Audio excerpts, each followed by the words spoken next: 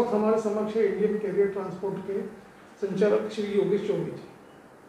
Sir, हम आपसे ये जानना चाहेंगे कि जो ट्रांसपोर्ट क्षेत्र में जो मंदी जो चल रही है, चाहे वो डीजल में अप्रत्याशित वृद्धि हो या टोल टैक्स संबंधी भी जो खर्चे हैं, इस संबंध में भी एक मंदी का वातावरण है, तो वो मंदी किस प्रकार की है उस बारे में। सर देखिए, ट्रांसपोर्ट की जो इनकम है मेन डीज़ल के दाम के ऊपर निर्भर करती है।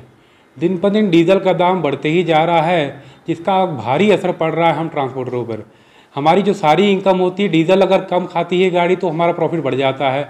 और डीज़ल डीज़ल कम खाना तो छोड़िए, मेन क्या है कि डीज़ल के दाम बहुत बढ़ रहे हैं, जिसके कारण काफ़ी बुरा असर पड़ रहा है हम ट्रांसपोर्टर भाइयों के ऊपर। हमारी सारी इनकम डीज़ल में चली जा रही है।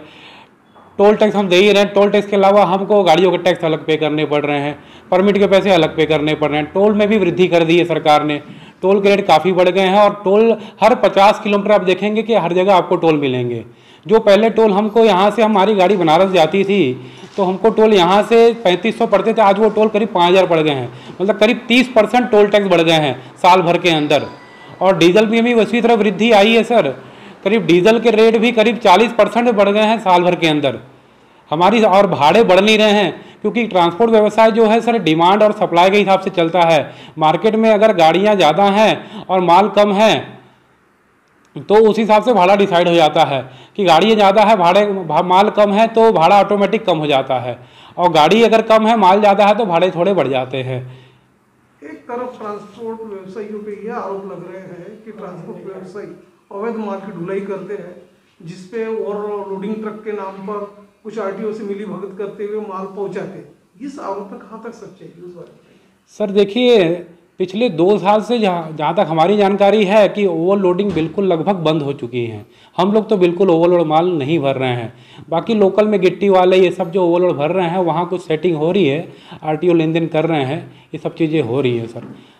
इनवे बिल में जो कड़ा प्रावधान किया गया है उसका खामियाजा ट्रांसपोर्ट व्यवसायी को भुगतना पड़ रहा है। जी सर, यार वेबिल से क्या है कि अभी हाल ही में वेबिल का जो समय अवधि देते थे उसको आधी कर दी गई है। पहले अगर गाड़ी वेबिल का टाइम पहले एक दिन में 200 किलोमीटर का दिया जाता था, जो अब 100 किलोमीटर पर डे कर दिया गया है। इस कारण काफ़ी तकलीफ हो रही है सर। जैसे रास्ते में कहीं गाड़ी ख़राब हो जाए तो हमको टाइम बढ़ाने में दिक्कत जा रही है, और गाड़ी अगर उस समय अवधि में नहीं पहुँचती है तो उसका अनाप शनाप पेनाल्टी है सर। जी, इंश्योरेंस हो गया, परमिट हो गया, उसके नाम से जो वसूली जो चल रही है एक प्रकार से आरटीओ द्वारा जो अवैध रूप से वसूली किया जा रहा है, तो उसकी आपको किस तरह की तकलीफ है? सर इंश्योरेंस के दाम सर पिछले 2 साल में काफ़ी बढ़ गए हैं, उससे भी तकलीफ हो रही है। और जैसे अभी हाल ही में आपको मालूम जानकारी है कि सरकार ने 31 मार्च तक छूट दिया हुआ है पेपरों पर, कोरोना टाइम से लेकर अभी तक। लेकिन उसके बावजूद भी बॉर्डरों पे रास्ते में आरटीओ गाड़ी वालों को परेशान कर रहे हैं, अवैध वसूली कर रहे हैं, इनको एंट्री चाहिए। अभी नितिन गडकरी साहब ने बोला था कि सारे बॉर्डर हम बंद कर देंगे जीएसटी लाने के बाद, जो कि कोई बॉर्डर सर बंद नहीं हुए हैं। हर बॉर्डर पे अवैध वसूली आज भी चालू है।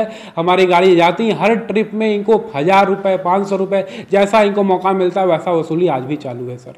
टोल नाके पे जो फास्टैग की जो अभी सिस्टम लागू की गई है, देखा गया है कि आप लोगों को काफ़ी प्रताड़ना सहना पड़ता है, तो स्कैनिंग नहीं होता फास्टैग, इसकी वजह से डबल पेनल्टी का भुगतान करना पड़ता है। जी जी बिल्कुल। क्या तकलीफ है आपको? नहीं सर, ये भी तकलीफ आए दिन हो रही है सर। मतलब गाड़ी पहुंचती है टोल पे और पता चला वहाँ स्कैन नहीं हो पा रहा है, तो बोलते हैं कि आपके कार्ड में बैलेंस है, जबकि बैलेंस रहता है 3-3 4-4 बैलेंस रहता है। उसके बावजूद भी डबल हमको चार्जेस पे करने पड़े हैं कई बार सर। केंद्रीय मंत्री श्री नितिन गडकरी साहब ने ये भी कहा था कि आरटीओ में किसी भी चेक नाके पर आरटीओ का कोई भी अधिकारी नहीं रहेगा और इस तरह से वसूली नहीं होगी, तो क्या इस बात में सच्चाई है? नहीं सर, इसमें कोई सच्चाई नहीं है। अभी भी इनके आदमी बॉर्डर पे हैं और अवैध वसूली एकदम खुलेआम चल रही है। आप बॉर्डर पे चाहे चलिए, हमारे साथ दिखाते हैं आपको, 24 घंटे वसूली चालू है सर, 24 घंटे। सरकार ने एक तरफ माल भाड़ा आपका बढ़ाया नहीं, फ्लाइट का आपका प्रॉब्लम है, और देखा गया तो डीजल में भी अप्रत्याशित वृद्धि हुई है। इन चीज़ों का कितना असर गिर रहा है आपके बिजनेस पे? सर इसका बहुत भारी असर पड़ रहा है। इतना बुरा हाल है कि गाड़ी वाले अपने गाड़ी की कमाई से इंस्टॉलमेंट तक नहीं निकाल पा रहे हैं। आज इतना बुरा हाल है सर, गाड़ी वाले पेपर नहीं बनवा पा रहे हैं गाड़ी का, ड्राइवर को तनख्वाह महीने के टाइम से नहीं दे पा रहे हैं। जब लास्ट ईयर कोरोना की जो दहशत थी तो ऐसा देखा गया कि काफी ड्राइवर्स लोग अपनी गाड़ी छोड़कर चले गए थे। जी। उस गाड़ियों की ऐसी दुर्दशा हुआ कि सब लूटपाट हो गई थी। सर, तो उस तरह का आपको किस प्रकार का नुकसान सहना पड़ा? सर कोरोना पीरियड में हमारी गाड़ियाँ 4-4, 6-6 महीना ऐसे ही लावारिस खड़ी थी। कोई गाड़ी कहीं रास्ते में जहाँ जा रही है वहाँ रास्ते में खड़ी है, ड्राइवर छोड़ के अपने घर चले गए। उसमें बहुत बहुत नुकसान हुआ सर। उस नुकसान से अभी तक हम लोग उभर नहीं पाए सर। मैं Yogesh Choubey, Indian transport carrier Nagpur से। मेरी सरकार से यही गुजारिश है कि डीज़ल के दाम को फिक्स किया जाए या फिर उसको जीएसटी के दायरे में लाया जाए। टोल टैक्स को या तो बिल्कुल ख़त्म कर देना चाहिए, क्योंकि ऑलरेडी हम लोग सरकार को टैक्स पे कर रहे हैं। और ई वे बिल का जो समय बहुत कम कर दिया गया है उसको वापस पुराने तरीके से कर देना चाहिए, ताकि हमको जो तकलीफ़ें आ रही हैं तकलीफ़ों से छुटकारा मिले। और मेरी यही गुजारिश है सरकार से कि हमारी इन मांगों को पूरा करें, ताकि हम लोग वापस अपना जीवन यापन नॉर्मल तरीके से जी सकें। क्योंकि आज जो पोजीशन है इसमें आत्महत्या करने वाली पोजीशन है। गाड़ी वाले बहुत बुरे दौर से गुजर रहे हैं। अगर सरकार इस विषय पे ध्यान नहीं देगी तो ट्रांसपोर्ट व्यवसायी बहुत जल्द बहुत तकलीफ में आने वाले हैं।